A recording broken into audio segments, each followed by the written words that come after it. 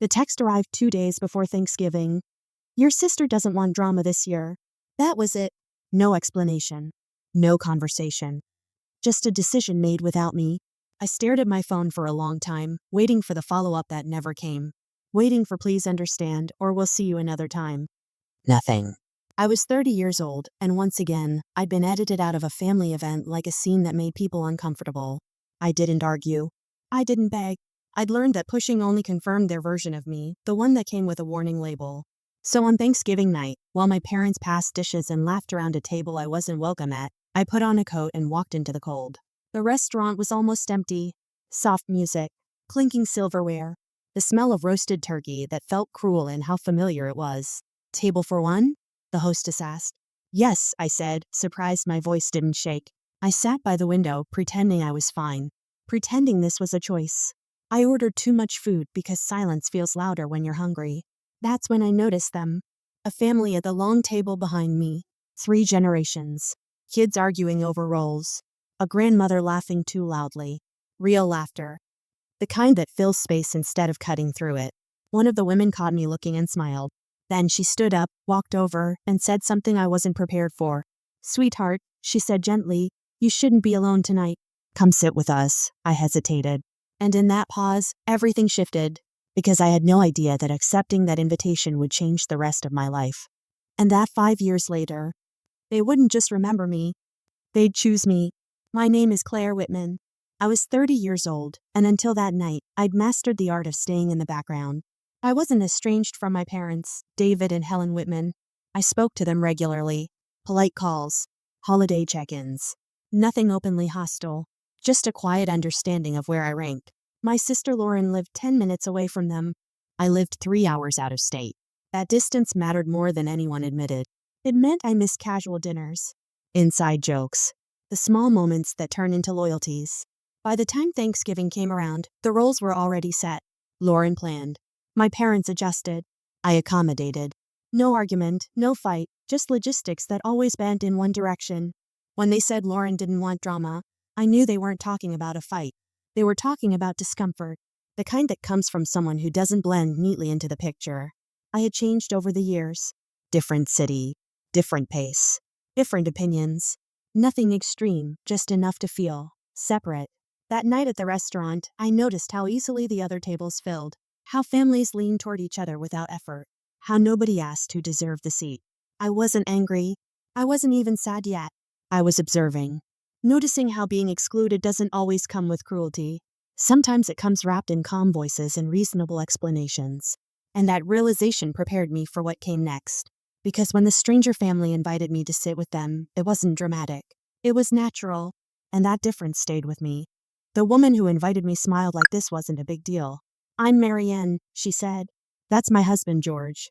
We're not fancy, but we have too much food and not enough sense to mind our own business. Her daughter Rachel slid a chair back without waiting for my answer.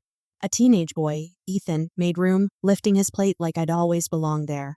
An older man at the end of the table, Frank, George's father, nodded once, solemn, as if approving emotion. No one asked why I was alone. No one asked what happened with my family. No one asked me to explain myself before sitting down. I took the chair. Marianne passed me a plate already loaded. You look like you forgot to eat today, she said. Not accusing. Observant. Conversation continued around me, arguments about gravy, a story about a burnt pie, laughter that wasn't careful or curated. It felt messy and real and oddly steady. I didn't know where to put my hands at first. I wasn't used to being included without a role. Frank leaned over. Holidays are heavy, he said quietly. People forget that. I nodded. That was all. At some point, Rachel asked what I did for work. When I answered, she actually listened. When Ethan cracked a joke, he waited for my reaction like it mattered. No one scanned my face for tension. No one tried to manage the mood. I realized something then, not as a revelation, but as a simple fact. This table didn't require me to be smaller. And for the rest of the night, I stayed. Not because I had nowhere else to go. Because for the first time in a long time, I didn't feel like leaving. I told myself it was a one-time thing. A holiday fluke. Kind people doing a kind thing because it was Thanksgiving and generosity feels easier when it's scheduled. But the next morning, my phone buzzed. A message from Marianne. We have leftovers. Come by if you want. No pressure. No pressure. Those words stuck with me. I drove over anyway. Their house was modest. Lived in. Shoes by the door that didn't line up. A porch light that flickered when you flipped the switch. Inside, the smell of reheated stuffing and coffee filled the air like yesterday hadn't ended yet. George handed me a container before I could say hello. Eat first, he said. Talk later. I noticed how natural it all felt. Frank reading the paper at the table. Ethan half asleep on the couch. Rachel arguing with her mother about something trivial and harmless. No one stopped the argument to smooth things over. No one worried it would ruin the mood. When I mentioned I'd be heading back that evening, Marianne frowned slightly. Why rush? I almost answered with habit. Work. Distance. Obligation. Instead, I said, I guess I don't have to. So I stayed. We watched a movie I didn't care about. We ate pie for breakfast. I helped wash dishes without being told where to stand or what to do. When I left that night, Marianne hugged me like we'd known each other longer than a day. Come back, she said simply. Driving home, I felt something unfamiliar settle in my chest. Not hope, not gratitude, recognition. I'd spent years believing closeness had rules. This family didn't seem to need any. And somehow, that scared me more than being alone ever had. I kept telling myself not to get used to it. People are kind all the time, I reasoned. Especially around holidays. Especially when you're new. It doesn't mean anything. Don't read into it. But weeks passed. Then months. And nothing changed. I showed up sometimes unannounced, sometimes invited. Birthdays appeared on the calendar. Rachel texted me memes. Ethan asked for help with a resume. Frank started saving the crossword for when I came over because he liked doing it with someone else in the room. No one ever said you should be here. They just acted like I already was. I noticed the difference in small ways. No one flinched when I disagreed. No one corrected my tone. If I was quiet, they didn't ask what was wrong like it was a problem to fix. Silence wasn't treated as tension. One night, Marianne asked casually, "Are you staying over?" It wasn't a big question. That's what made it big. I hesitated. "If that's okay." She looked at me, genuinely confused. Why wouldn't it be? I didn't have an answer. Later, lying on the guest bed, staring at the unfamiliar ceiling, I felt something shift, not emotionally, but practically. I was no longer waiting to be sent away. And that scared me, because when something becomes routine, losing it hurts more.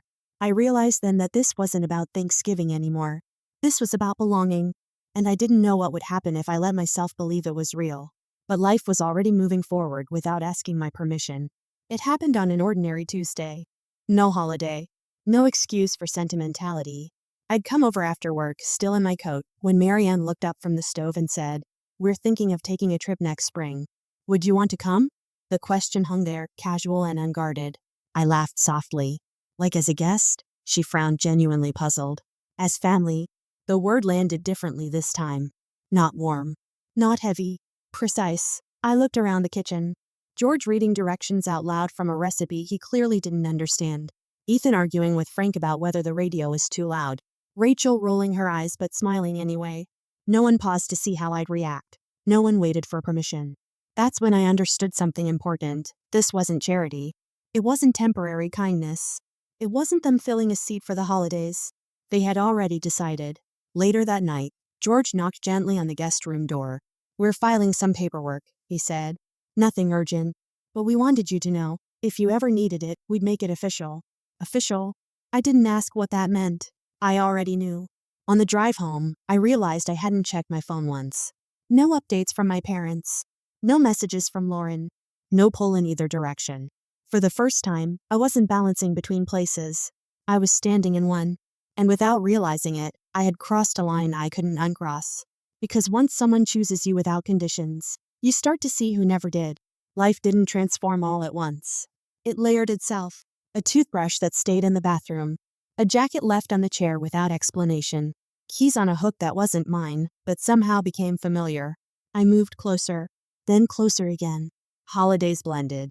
Weeknights mattered more than milestones. Arguments happened, real ones, and then ended without anyone threatening distance. That was new to me. With my parents, disagreement meant withdrawal. With this family, disagreement meant conversation. Nobody kept score. Nobody reminded me where I came from when things got uncomfortable. 5 years passed like that.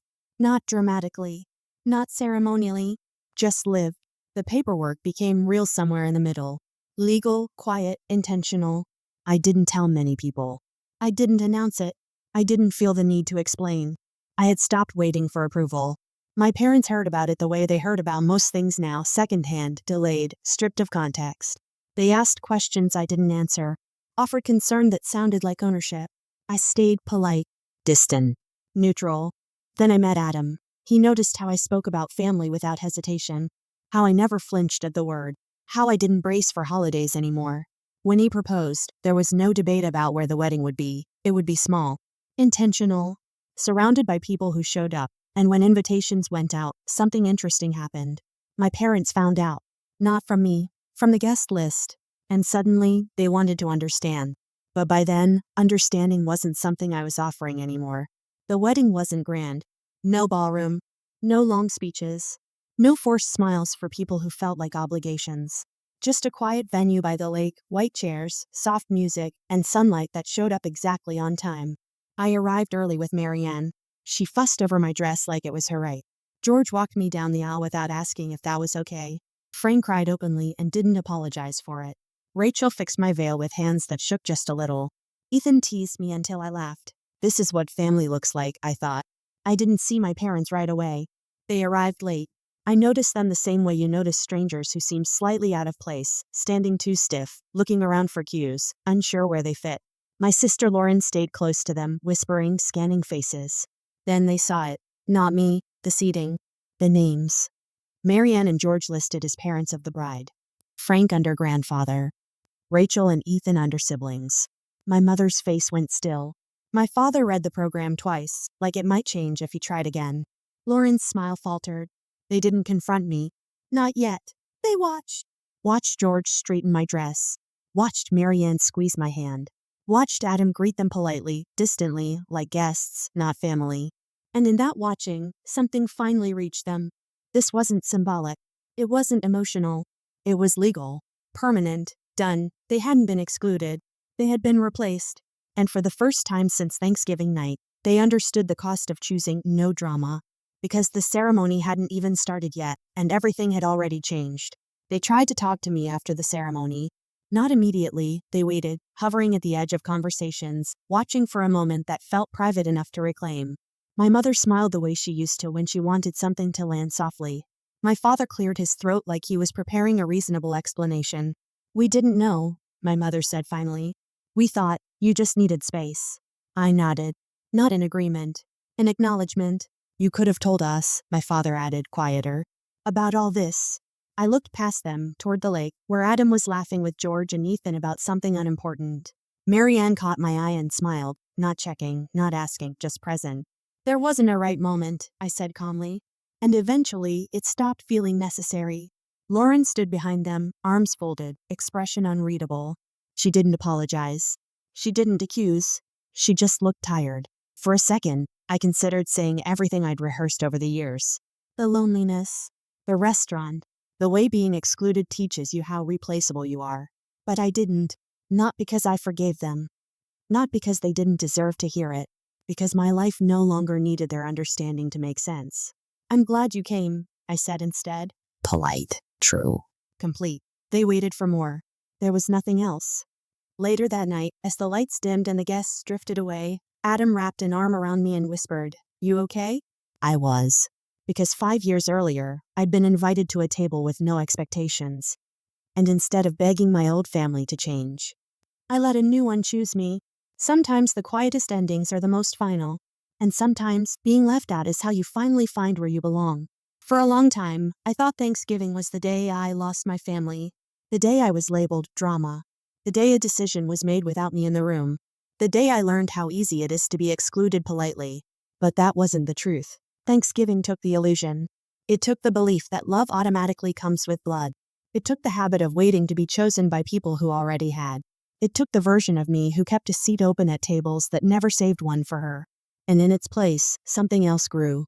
A family that didn't require translation. A home where presence wasn't negotiated. A life where belonging was quiet, steady, and unquestioned. My parents still exist in my story. They always will. But they don't define it. They don't get to revise it. And they don't get to decide who counts anymore. If I learned anything from all of this, it's this. Being banned didn't make me smaller. Eating alone didn't mean I was unwanted. And being replaced wasn't cruelty, it was clarity. Sometimes rejection isn't punishment, it's direction. And sometimes the family that saves you doesn't come from where you started. It comes from the moment you finally sit down somewhere new and realize no one is measuring your worth. If this story reminded you of a time you felt quietly pushed aside, share it with someone who needs to hear this. You don't have to fight for a seat where you were never meant to stay. There are other tables, and some of them are already saving you a chair.